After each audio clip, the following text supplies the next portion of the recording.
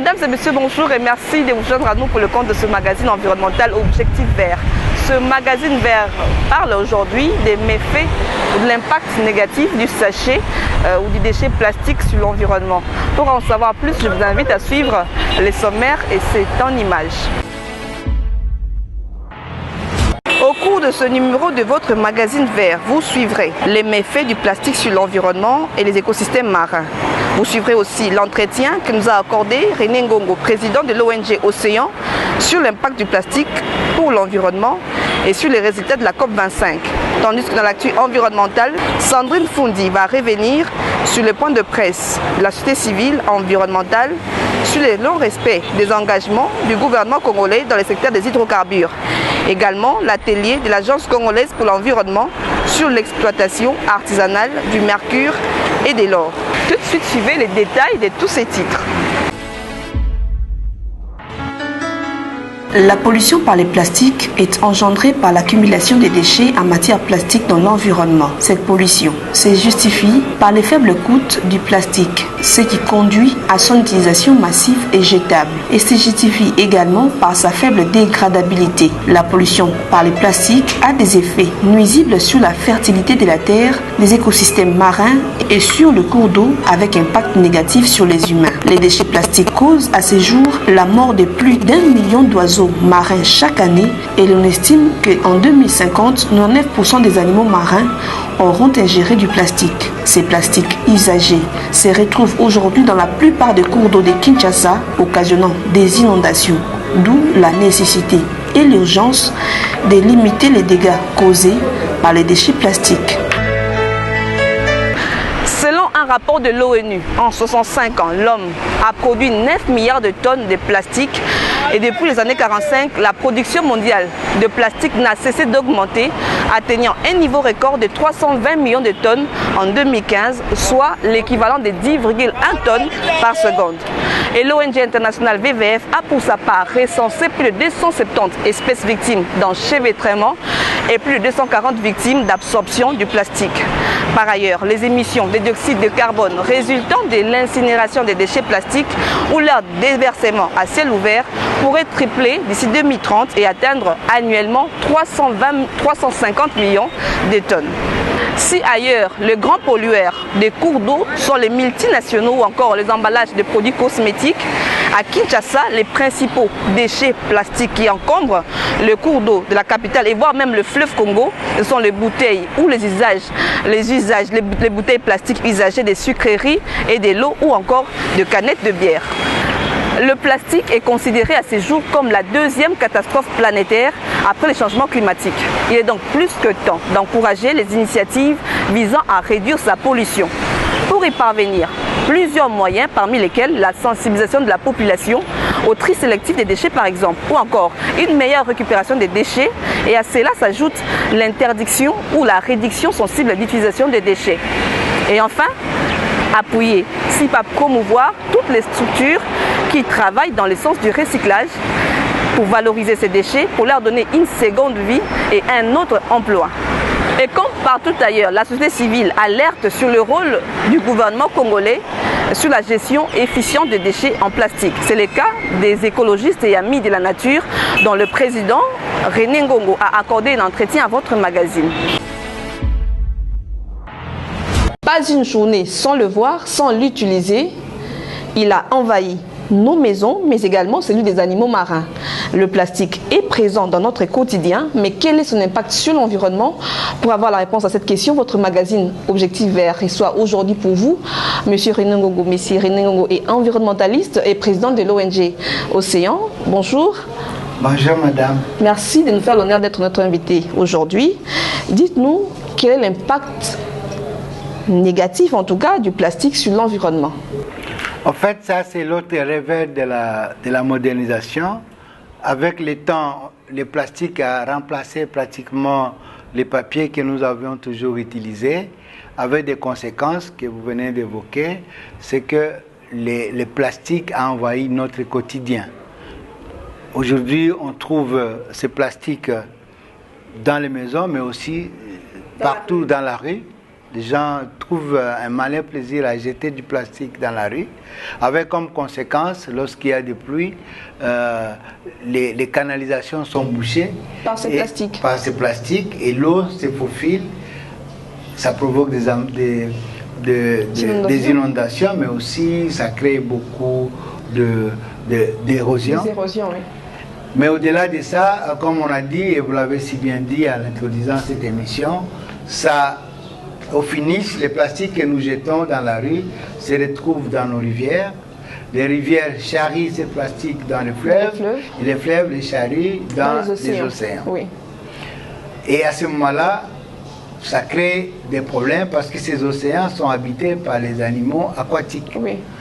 Vous avez les tortues marines, vous avez les oiseaux marins, vous avez les poissons qui sont victimes de ces corps étrangers qui viennent envahir. Et ça crée des perturbations sur le plan de leur écosystème. Oui. Malheureusement, ça crée des dégâts collatéraux parce qu'il y a beaucoup de cas qui ont été documentés par des organisations de conservation, Greenpeace, WWF, WSS, qui ont donné des chiffres en termes de millions d'animaux marins ou d'oiseaux marins. Oiseaux marins tués chaque année, 1 million. Oui. Et moi, lors d'une de mes missions au parc de Virunga, au niveau du lac Édouard, on a vu vraiment beaucoup d'oiseaux qui meurent parce que ingurgité le plastique. Donc c'est des pertes qui ont des conséquences sur notre sécurité alimentaire. Et pour l'agriculture aussi, il y a... Évidemment, parce que on retrouve, regardez seulement la configuration de la ville de Kinshasa. Oui. Il y a même certaines rivières où on peut traverser à pied parce que le plastique a occupé peut-être... Oui, plane, ça fait peut-être 2 mètres de profondeur. Oui. Des couches. Des couches de plastique. Donc ça aussi, ça occupe les terrains. Quelqu'un qui a 1 hectare de champ, s'il a même un tiers occupé par ce plastique, ça diminue la rentabilité. Donc c'est quelque chose qu'il faut dénoncer parce que finalement, au lieu d'apporter du bonheur, ça nous crée des problèmes. Et dans beaucoup de pays, il y a des mesures qui ont été prises pour combattre le plastique. Oui, justement, dans beaucoup de pays, des mesures ont été prises. En RDC, vous vous souvenez vous-même que le gouvernement Tchibalaba a instauré un décret qui interdisait l'importation, encore la commercialisation de ces plastiques.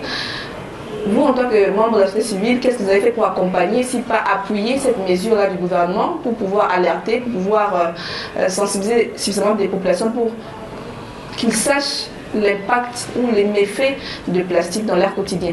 En amont de ces décrets, il y a eu déjà beaucoup de collègues et même certains membres de Océan qui avaient mené un plaidoyer pour qu'on arrive à ces décrets que nous avions salués. Mais lorsqu'on a examiné ces décrets qui étaient très bons, nous l'avons applaudi, mais nous avions réagi parce qu'il y avait une petite ouverture. Et vous savez que les diables entrent toujours par les petits détails. Et les détails, c'était quoi? Pour certaines entreprises qui ont déjà commandé, qui ont des stocks en cours, il y avait une ouverture. Il fallait une négociation pour faciliter l'entrée. Ça fait plus de 3 ans que les stocks en cours continuent à venir. Mais ce stock venait détruisé par la même occasion. Détruisé par la même occasion. Et ce qui nous avait été frappé aussi, c'est que la mesure concernée était sélective. Elle était sélective, mais ce qui devait la mettre en pratique, c'était l'économie, commerce extérieur et industrie. Il n'y avait pas de ministère de l'Environnement. Donc, ce n'était pas des préoccupations environnementales. Ces décrets répondaient à des besoins économiques. Vous l'aviez examiné, vous l'aviez salué. Comment vous n'avez pas pu, à l'époque en tout cas, déceler ça et puis dénoncer cette façon de faire? Nous avions dénoncé à travers les médias, mais on n'a pas eu gain de cause. Au-delà de ces décrets, je crois que l'ancien gouverneur avait pris beaucoup de mesures pour interdire les plastiques. Mais c'est comme si, en interdisant, indirectement, on disait... utiliser le plus rapidement possible les sachets parce qu'on a vu, on a interdit la vente de l'eau, comment on appelait maman. Il y avait un nom de Kino là, maman, comment on l'appelait? Mado, je sais pas moi. Maman Mado. Ok. On a vu, c'était pendant un mois, Ok. ces sachets disparaître, mais après c'est revenu et les prix belles. Non, mais belles. après, quand on regarde dans les cours d'eau de Kinshasa, par exemple, on voit que la majorité des plastiques qui abordent ces cours d'eau, ce sont des plastiques usagés, des bouteilles, des sucreries ou encore de l'eau. Pourquoi ne pas aller vers ces sociétés-là qui produisent justement ces bouteilles en plastique pour mener des plaidoyers pour qu'ils arrêtent d'en fabriquer ou alors qu'ils puissent s'assurer de leur transformation ou de leur élimination définitive? Ces sociétés vous disent, nous payons les taxes au ministère de l'Environnement, nous payons du budget, il y a surtaxation et c'est à l'État de nettoyer ce que nous amenons comme déchets.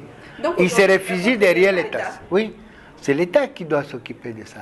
Madame, j'ai reçu un ami canadien qui est arrivé ici, il était scandalisé de voir l'état d'assainissement de la ville de Kinshasa et il disait mais comment est-ce que vous n'avez pas le choléra dans la ville de Kinshasa? Et moi il me disait, et c'est clair, je crois que nous devons nous poser, c'est une bombe qui est là. À retardement, oui. Donc dans presque toutes les communes, même la commune sur le fleuve Congo, vous avez des bidons en plastique, des bouteilles en plastique usagées. Malheureusement ces bidons là vont des rivières, des ruisseaux vers les rivières charrient ces plastiques vers le fleuve et ça va jusqu'au niveau de l'océan. Heureusement, avant le barrage, il y a quand même un travail pénible pour la SNEL qui doit nettoyer ces quantités énormes de plastique. Mais où est-ce qu'il les met? Pour une interrogation. Ça, je crois que c'est une question à approfondir. Qu'est-ce qu'on fait de ça? Parce que dans certains pays, et même ici à Kinshasa, on a vu certaines entreprises, certaines oui, qui travaillent dans le recyclage. Avec leurs maigres moyens d'ailleurs. Ouais.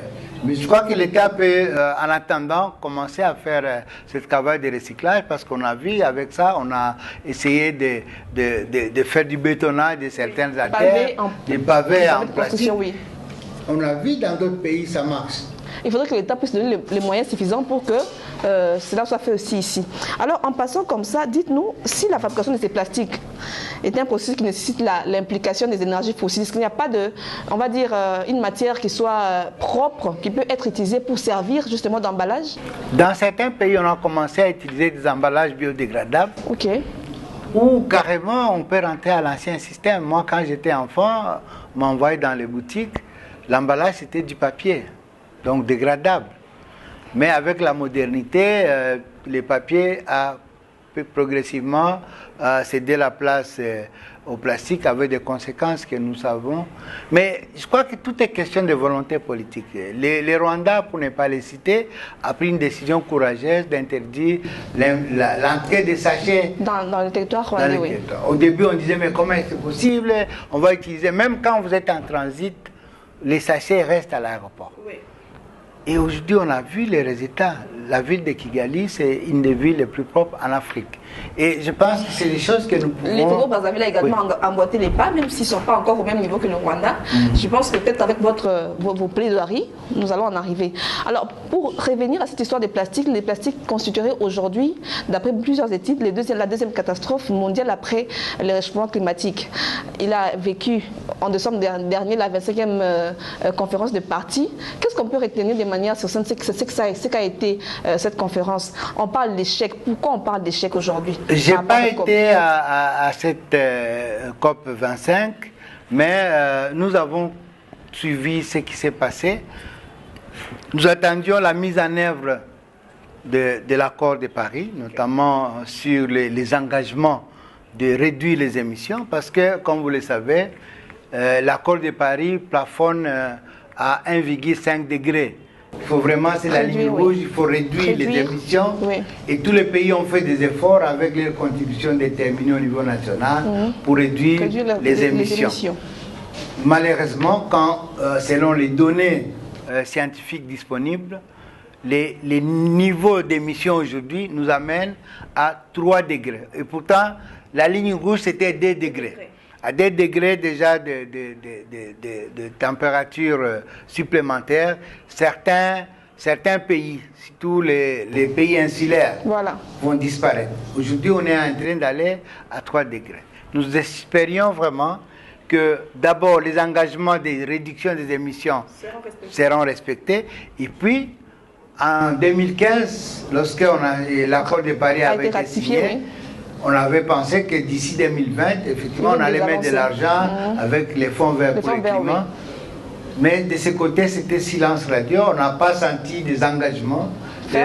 On est encore dans les discussions, on est encore dans les promesses pendant que l'état de la planète est en train de s'empirer. Est-ce qu'on peut dire que la bataille a été perdue? Bon, je n'aimerais pas être trop pessimiste parce que il y a quand même une volonté qui est manifeste, il faut réduire, mais vous devez savoir qu'il y a des lobbies économiques qui voient d'abord l'intérêt d'argent. Les climato-sceptiques? Oui, pas seulement les climato-sceptiques, ils savent qu'il y a quelque chose qui se passe, qu'on a la solution, mais cette solution passe par des mesures extrêmes. Notamment éviter les énergies fossiles. Oui. Vous avez vu Trump en tête qui est en train de faire la promotion du charbon et il dit charbon propre. Je ne sais pas si ça existe. Le charbon sera propre? Donc ça c'est des choses qui nous laissent quand même perplexes parce qu'on met beaucoup plus en évidence l'aspect économique au détriment de l'écologie et quelle est la planète. Aujourd'hui on voit les catastrophes. Oui. Et ces mêmes pays qui sont en train de mettre en primeur les volets économiques sont en train de perdre beaucoup d'argent avec les catastrophes.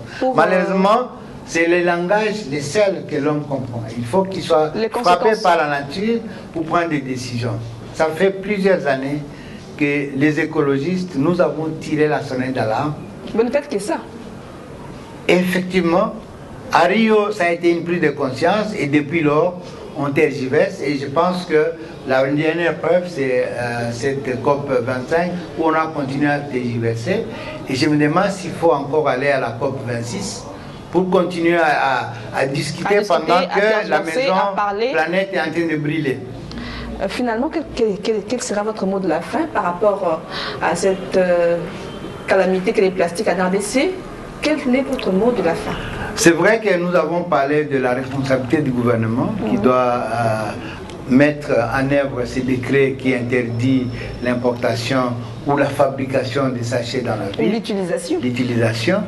Mais moi, je m'interpelle, mais j'interpelle tous citoyens congolais parce que c'est nous qui jetons ces plastiques sur la place publique. Regardez sur le boulevard, vous allez voir une très belle voiture, mais à l'intérieur, quelqu'un jette.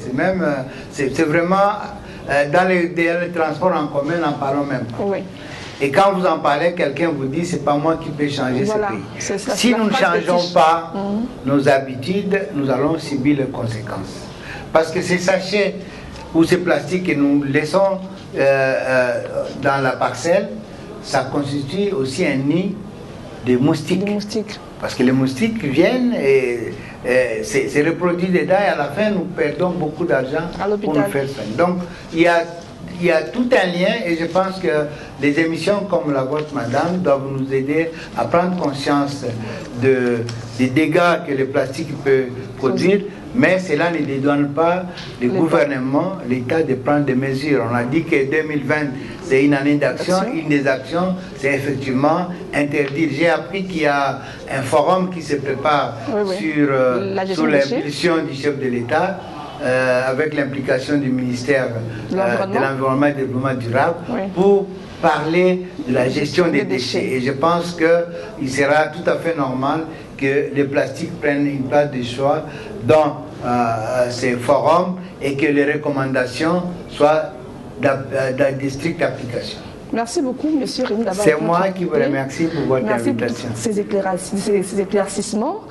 Merci à vous qui avez suivi. J'espère que vous avez suffisamment eu des informations. Merci et à la prochaine.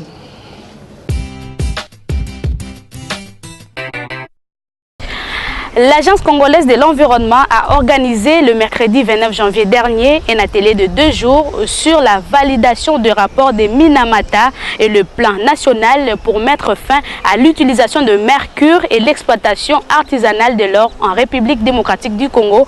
Suivez les détails dans ces reportages que je vous propose. Ces assises visent à permettre à la RDC d'identifier les défis, le besoin, ainsi que les opportunités de l'implémentation de la Convention de Minamata sur le mercure, mais aussi à permettre à la RDC de réduire si possible l'utilisation de mercure dans le secteur AGSM qui représente une des sources les plus importantes d'émissions conformément à l'article 7 de la dite Convention, mais également l'exploitation artisanale de l'or en RDC. Sont là les objectifs poursuivis étalés dans les rapports de Minamata et du plan d'action national pour l'exploitation artisanale et à petite échelle de l'or en RDC. Le ministère de l'Environnement et Développement durable s'est réjoui de l'organisation de cet atelier qui vise à mettre en œuvre les accords pour lutter contre les produits chimiques afin de protéger la santé humaine et environnementale. Le mercure est connu pour la gravité de ses effets neurotoxiques. Voilà pourquoi, sans négliger les autres sources de mercure dans l'environnement, pour notre pays, l'utilisation du mercure dans l'extraction humaine artisanale et à petite échelle constitue une préoccupation de santé publique et par conséquent devant faire l'objet d'une solution durable. John Haynes, représentant de l'UNITAR, a pour sa part salué les projets et promet de travailler avec la RDC afin de promouvoir la santé humaine. Jean-Claude Emene, directeur général de l'Agence congolaise de l'environnement et chargé des missions, revient sur la pertinence de cet atelier. L'atelier, c'est pour valider les documents, c'est pour valider la planification, les études de planification qui ont été menées. Et c'est un plan. C'est dans ces plans-là que nous avons développé aussi des stratégies et des plans d'action. Et c'est en mettant en œuvre ces plans que demain, après-demain, dans l'avenir, nous nous engageons en quelque sorte pour répondre aussi à ce qui est en train de se faire ailleurs. C'est-à-dire nous voulons aussi participer à ça. Et dans les années qui viennent, il est possible, par exemple pour ce qui est de l'orpaillage, il est possible d'éliminer les recours à l'amalgamation par le mercure de l'or. Ici est de rappeler que ces assises dureront 2 jours, soit du mercredi 29 janvier au jeudi 30 janvier 2020.